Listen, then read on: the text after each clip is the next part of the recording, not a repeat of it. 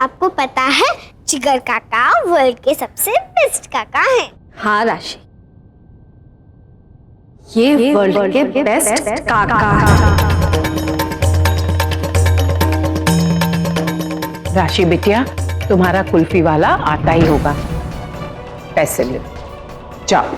Thank you माँ। अब मैं इसे लेकर जाता हूँ। हाँ हाँ जल्दी चलिए जिगर काका।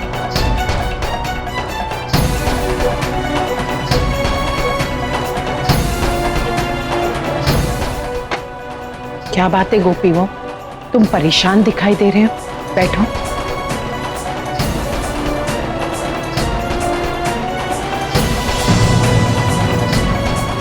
माँ जी मैंने सारी कोशिश कर ली, लेकिन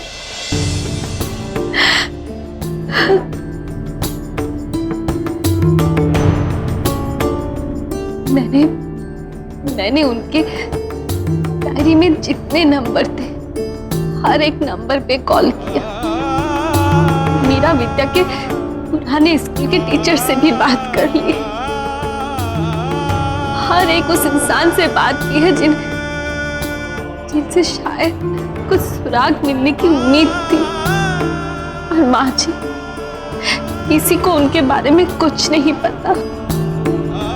माँ जी, मैं पुलिस स्टेशन में भी गई थी मदद मांगने के लिए, लेकिन उन्होंने मेरी रिपोर्ट दर्ज ही नहीं की, क्योंकि अहम जी खुद अपने मर्जी से घर छोड़कर गए।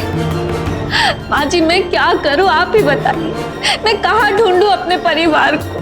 नहीं गोपी, वो इस तरह से हिम्मत मत हारो, दिल को छोटा मत करो और निराश तो कतई नहीं होना है। 10 साल मैंने जेल में इसी उम्मीद में दिन काटे थे कि जब मैं वापस आऊंगी तो मेरा परिवार साथ होगा और मेरे आने के बाद मेरा परिवार पूरा हो जाए।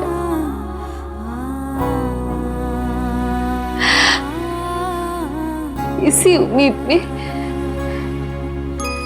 अपनी जिंदगी को मैंने कभी थमने नहीं दिया। पर माँ जी, अब मुझे ऐसा लग रहा है कि मेरी जिंदगी थम गई है मेरी जिंदगी। गोपी बहू, 10 साल से मैं इसी उम्मीद में जीवित थी कि एक दिन मेरी गोपी बहू आएगी, मेरे अहम दिकरा और मेरी भिंडियों को ढूंढकर वापस लाएगी।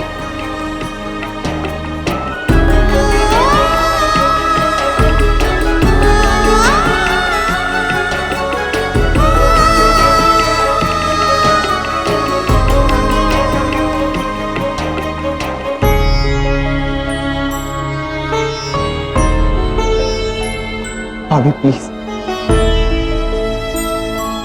मुझे भाई को ढूंढने में आपकी मदद करने दीजिए।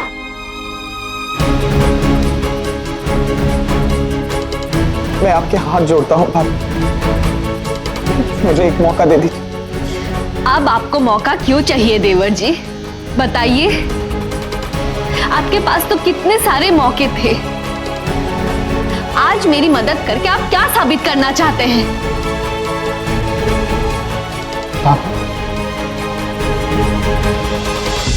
आपको लगता है कि इन 10 सालों में मुझे भाई की चिंता नहीं है? मैंने उन्हें मिस नहीं की। भाभी, मुझसे गलती हुई है, आपकी नाराजगी बिल्कुल जायज है। प्लीज मुझे एक मौका दे दीजिए। आप जानती हैं कि मैं आपको इस हाल में नहीं देख सकता, और आप ये भी जानते हैं कि आप और मेरे भाई मेरे लिए सब कुछ।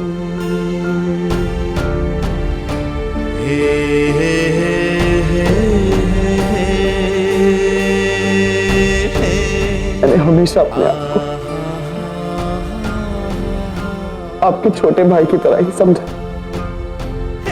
और ऐसा कभी नहीं हुआ भाभी कि मुझसे गलती हुई और आपने कभी माफ ना किया। अपने इस तेवर को एक मौका दे दीजिए भाभी। मैं आपसे वादा करता हूं, मैं आपके विश्वास को टूटने नहीं दूंगा। विश्वास? तेवर जी, सीता मां को अपने लक्ष्मण पर जितना विश्वास था, उतना ही विश्वास मुझे आप पर था। उस वक्त ओमकारेश्वर में मैंने जो कुछ भी किया, वो इसी विश्वास के आधार पे किया था कि अगर मुझे कुछ हो जाता है तो मेरा लक्ष्मण मेरे राम का देखभाल करेगा। फिर आपने कैसे अहम जी का साथ छोड़ दिया देवर जी?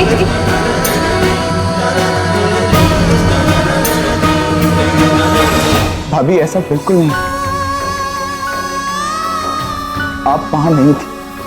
भाई ने सिर्फ घर ही नहीं छोड़ा था, उन्हें मुझसे हर रिश्ता, हर नाता तोड़ दिया था। मेरी शक्ल तक नहीं देखना चाहते थे। सब कुछ छोड़कर चले गए। मैं आपकी तकलीफें और नहीं बढ़ाना चाहता था।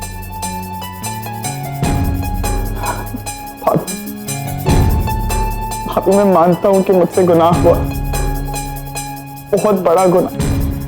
क्या भाभी, आप अपने इस तेवर को उस गुनाह का प्रायश्चित करने का एक मौका भी नहीं देगी? भाभी, मैं आपको इस हाल में नहीं देख सकता। 10 साल आप उस जेल में काट कर आए, अब आप अपने हिस्से की खुशियां डिजर्व करती है भाभी। मैं आपकी खुशियां वापस लाकर देना चाहता हूं। मैं आपको आपका पति, काकी जी को इनका बेटा और हमारे मोदी परिवार को उसका बड़ा बेटा लौटाना चाहता हूं।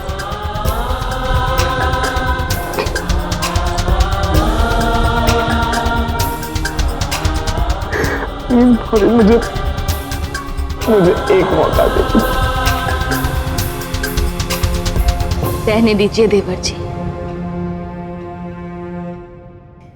मैं और मेरे कान्हा जी काफी हैं मेरे अहम जी और मेरी दोनों बेटियों को ढूंढने के लिए।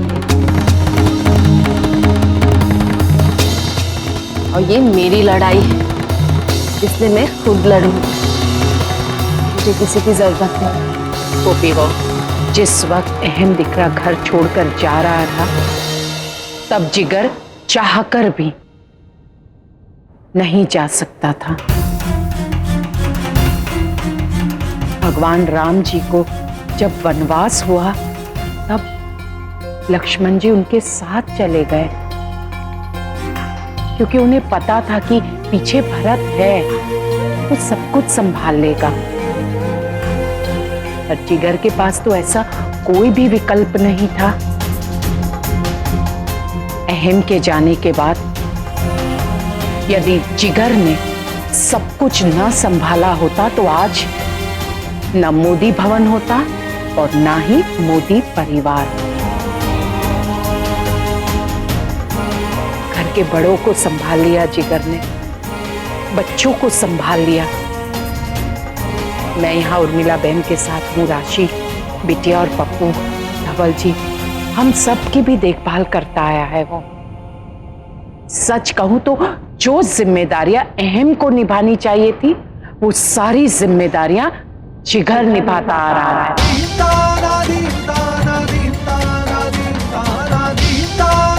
परिधि ने राशि बिटिया को अपनी बेटी मानने से अस्वीकार किया, लेकिन जिगर ने ऐसा नहीं किया। उसने काका बनके ही सही, पर पिता की सारी जिम्मेदारियां निभाई। इसलिए मुझे लगता है अब तुम्हें जिगर को माफ कर देना चाहिए। जिगर की कोई गलती नहीं है, और वैसे भी अहम दिकरा को ढूंढने के लिए मैं तुम्हें अकेली नहीं जाने दे सकती हूँ, इसलिए तुम्हें जिगर की सहायता लेनी ही चाहिए गोपी बहू। और उससे भी ज्यादा महत्वपूर्ण बात, मैं भी चलती तुम्हारे साथ, लेकिन उर्मिला बहन, राशि बिटिया, पप्पू, धवल जी, इन सब की जिम्मेदारी मुझ पर है। वो जिम्मेदारियां छोड़कर मैं तुम्हारे साथ नहीं आ सकती हूँ, इसलिए तुम्हें जिगर की सहायता लेनी ही चाहिए गोपी बहू। माँ जी, मुझे बहुत घबराहट हो रही है। समझ में नहीं आ रहा कि कहाँ से शुरू करूं, कैसे ढूंढूं अहम जी को, कहाँ जाऊं, किससे पूछूं, क्या करूं, मुझे कुछ भी समझ में नहीं आ रहा है माँ जी। गोपी बहू, मुझे कृष्ण भगवान पर पूर्ण विश्वास है, वे अवश्य हमारी सहायता करेंगे।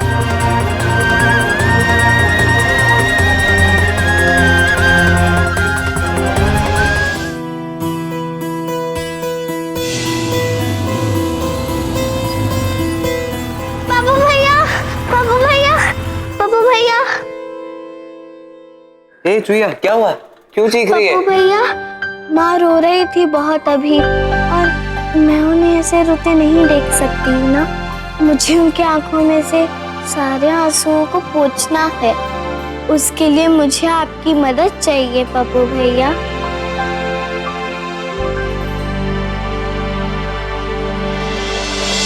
भाभी, एक जगह है जहां से हम शुरुआत कर सकते हैं। भाई का बैंक अकाउंट, वो अभी भी एक्टिव है, तो जरूर। इसका मतलब यही होगा कि उस बैंक अकाउंट के जरिए हम अहम जी तक पहुंच सकते हैं।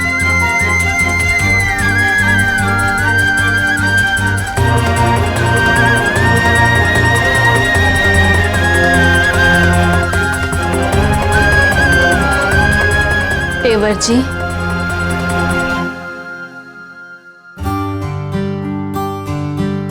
अब क्या आप यही खड़े रहेंगे, मेरे साथ अपने भाई को ढूंढने नहीं चलेंगे?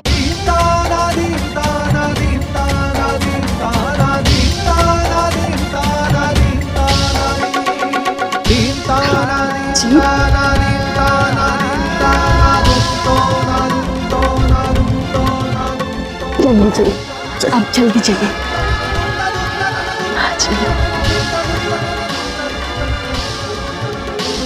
माँ जी, मैं आपकी बेटी को लाने जा रही हूँ, दिल थाम लीजिएगा अपना, क्योंकि मैं आपकी बेटी को लाकर ही लौटूंगी।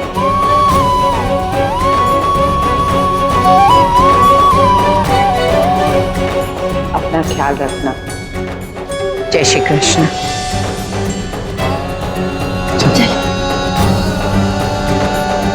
हे कृष्ण भगवान, मेरे अहम दिकरा और बच्चियों को ढूंढने में इनकी सहायता करना, इनका मार्गदर्शन कीजिएगा।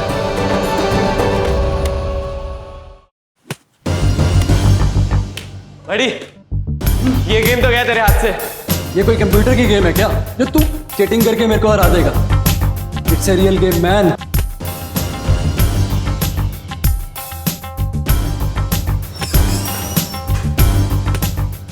यार तुम लोग प्लीज खेलना बंद करोगे? हमें बहुत जरूरी बात करनी है। पप्पू, डूड ये बॉल को ना तुझसे प्यार हो गया है। हाँ यार, ये बॉल ना बार बार इसको चिपकता है। वो क्या कहते हैं ना, Pappu the ball magnet. Molu भैया, आप पप्पू भैया को टीज मत करो। ए चुटकी, तू पप्पू की चमचागिरी बंद कर। हाँ, जब देखो पप्पू की साइड लेती रहती है। भैया प्लीज। ओए, अगर लग जाती तो आप लोग सुन ही नहीं रहे हो। अच्छा मेरी माँ, बोलो बोलो। हमें ना कुछ भी करके अहम मामा जी का पता लगाना है। गोपी मामी जी बहुत ज्यादा परेशान हैं। हाँ, माँ बहुत रो रही थी। लेकिन छुटकी, अब क्या कर सकते हैं? इतने सालों बाद उनको ढूंढने कहाँ जाएं? और वैसे भी जब भी हमने बड़े पापा को ढूंढने की बात की, पापा ने हमेशा मना ही किया। ओफो भैया, अब तो जिगर काका खुद उन्हें ढूंढने के लिए माँ की मदद करना चाहते हैं। सच्ची? सच्ची। So guys, problem solve. Let's find बड़े पापा यार। लेकिन कैसे तोलू? वो ऐसे कैसे डांट सकती? किंजल दिख रहा, गोपी के दुख को समझने की कोशिश करो। बेटा ये मत भूलो, उसने सिर्फ तुम्हें ही नहीं हम सबको डांटा है। उसकी जगह अगर तुम होती या कोई और होता तो वो भी वही करता जो गोपी ने किया। पिछले 10 सालों में आपने भी देखा है कि मैंने गोपी बहन को कितना मिस किया। मैं जानती हूँ कि गोपी बहन अपनी जगह पर बिल्कुल ठीक है। उन्होंने जो मुझसे उम्मीदें रखी थी मैं उस पर खरी नहीं उतर पाई। कि मैं गोपी बहन को कैसे बताऊं कि मैंने जो कुछ भी किया सिर्फ इसलिए कि उनका जेल जाना मुझसे बर्दाश्त नहीं हो पा रहा था। मैं बहन से सच्चा प्यार करती हूँ मैं, और मेरे यही प्यार ने मुझसे ये सब करवाया। अब आप ही बताइए कि मैं कहाँ गलत हूँ। परिधि, तुम अपना दिल छोटा मत करो। मैं जानती हूं कि गोपी तुमसे कितना प्यार करती है। सच कहूं तो सिर्फ तुमसे ही नहीं, वो हम सबसे बहुत प्यार करती है। इसीलिए डांटने का भी हक है उसका। दिखरा, गोपी और तुम्हारा तो हमेशा से एक अनोखा बंधन था। उसे थोड़ा वक्त दो बेटा। मुझे पूरा यकीन है बीतते समय के साथ साथ उसका गुस्सा भी अपने आप ठंडा हो जाएगा और तब वो तुम्हारी बात समझ पाएगी।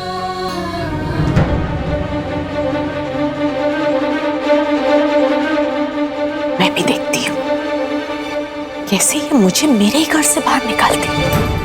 वैसे पहले ये अहम भाई को तो घर वापस ले आए। जिस भाई ने 10 साल से अपनी शक्ल किसी को नहीं दिखाई, क्या वो वापस आएंगे? वैसे सबसे बड़ा सवाल तो ये उठता है कि क्या गोपी भाभी अहम भाई को ढूंढ पाएंगी? गाइस, सवाल ना सिर्फ एक लीड का है, बस एक क्लू मिल जाए ना तो ढूंढ लेंगे बड़े पापा को। यार लेकिन तुम लोगों को अहम मामा जी के बारे में कुछ तो पता होगा ना? मुझे पता है। माँ बता रही थी कि वो वर्ल्ड के सबसे बेस्ट पापा हैं। खैर, एक बात तो पक्की है गाइस, बड़े पापा कहीं भी होंगे ना कोई बिजनेस जरूर कर रहे होंगे। राइट, क्योंकि अपने बड़े पापा ना किसी के यहाँ नौकरी तो नहीं करेंगे। अच्छा, जितना भी मुझे उनके बारे में पता है वो बहुत ज्यादा स्मार्ट हैं। इसका एक्चुअली मतलब ये है कि वो जो भी बिजनेस कर रहे होंगे ना वो बहुत सक्सेसफुल होगा। इसका मतलब वो बहुत रिच होंगे ना? एक मिनट, क्या तुम लोगों को पता होगा कि मैं कभी कभी पापा के साथ ऑफिस जाता हूँ। हाँ, और ऑफिस जाके कंप्यूटर पे वीडियो गेम्स खेलते हो। सुनना बड़ी, चल बोल। एक बोर्ड मीटिंग में बड़े पापा के बैंक अकाउंट की बात हो रही थी और बातचीत से ऐसा लग रहा था कि जैसे आज भी बड़े पापा उस बैंक अकाउंट को इस्तेमाल कर रहे हैं, यानी ट्रांजैक्शंस। यार लेकिन उससे क्या? इसका मतलब बैंक अकाउंट के पास उनकी डिटेल्स होंगी, जैसे क्या बोलते हैं, एड्रेस प्रूफ या फिर ईमेल आईडी एटसेट्रा एटसेट्रा। यार फिर तो ये बहुत सिंपल है, हमें बस बैंक जाके उनके एड्रेस लेना है। नहीं, इट्स नॉट दैट सिंपल, क्योंकि कोई भी बैंक अपने क्लाइंट की डिटेल क्लाइंट के अलावा किसी और को नहीं देता है। सॉरी, ये सीक्रेट इंफॉर्मेशन मैं आपको नहीं दे सकता। प्लीज सर, हमारे लिए ये बहुत जरूरी है। हाँ सर, और हम उनके फैमिली मेंबर्स हैं।